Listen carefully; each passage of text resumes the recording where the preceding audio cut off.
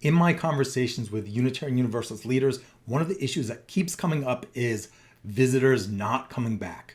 What do people need from a congregation in order to have a sense of belonging and to return after a first on-site visit or maybe a second visit? There's some dynamics at play that I believe have to do with digital culture and how people are arriving. I'm Peter Bowden with the UU Growth Lab. Every month, I lead live strategy sessions for Unitarian Universalist leaders, free to attend, and then have an on-demand training program and audio podcast for members. If you are interested in thriving as a congregation, we have to figure out what's going on with visitor dynamics. This is how I'm thinking about it, and I want to share how I'm operationalizing, like specifically, helping people belong. Now, we have to understand that before the internet, if you wanted to connect with the congregation, you had to visit on site, go to the building, and spend time among the people. So you knew, but one, a lot of people are belonging in congregations, attending congregations, need a congregation. I need a congregation.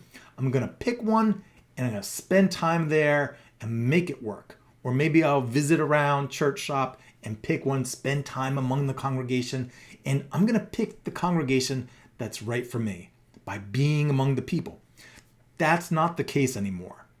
Now, previously, our membership development efforts, which included taking time, getting to know people informally, casually, and then after being around, because you know you're going to spend time around to figure out the congregation, and if it's right for you, then you're eventually comfortable getting involved in more formal programs, classes, membership offerings, and off you go on that pre-internet membership development process.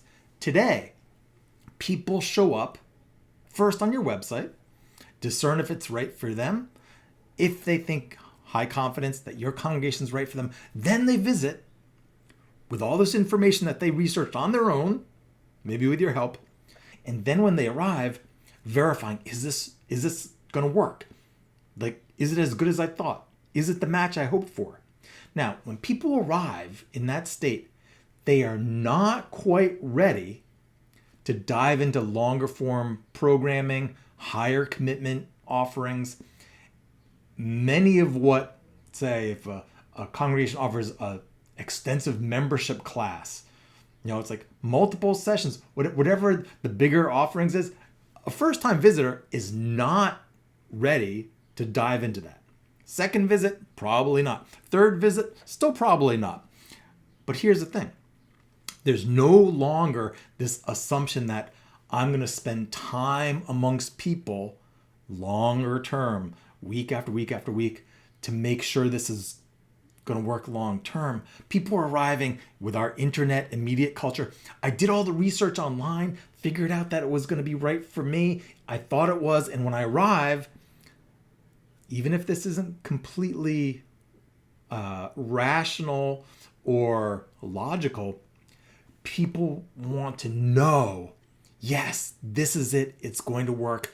I belong here. And if they don't get that somehow, within their first few visits, boom, they bail. So that's what I call the belonging gap. People arrive needing the verification that this is it, it's going to work, I belong here, but before they're ready to get involved more deeply. So how do we operationalize that?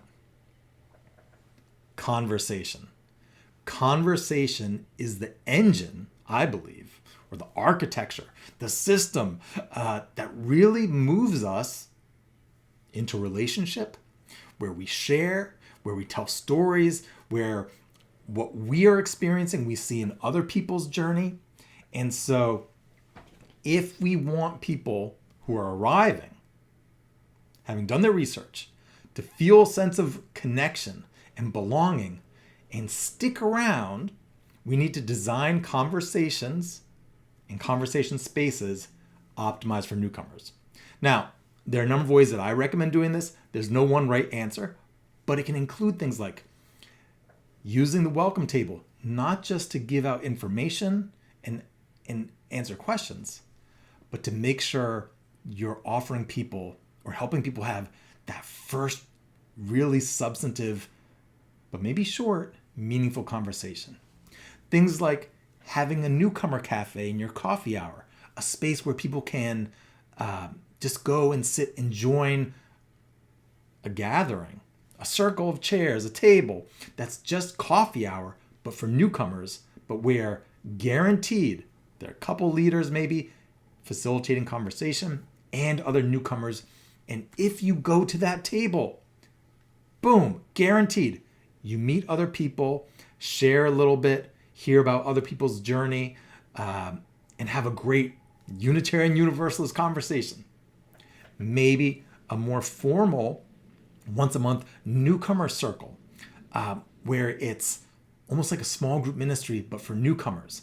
Not just welcoming, orientation, what you need to know, never come back, but an ongoing opportunity. So there's some things we can offer that are very intentionally offering low stakes, low commitment, but high meaning conversation. A little sharing about your story, meeting someone, getting affirmation, just enough of a signal that this congregation, this is going to work. All right, now here's some questions you might reflect on, and you can see the video description for the text of the questions, maybe some question updates as I get feedback, and related resource links. All right, 1, in your experience joining new groups, communities, organizations, maybe in your congregation, what has helped you feel known, appreciated, and that you belong? Maybe if you think back to when you first joined your congregation or visited your congregation, what was that like? What helped you? 2, within congregational life, what kind of interactions have you noticed help others feel that they belong? Think about the interactions you have with others. Have you had an experience where someone's like, you can just tell, like, that was the moment. Now they feel like, all right, I'm here. This is going to work. I belong.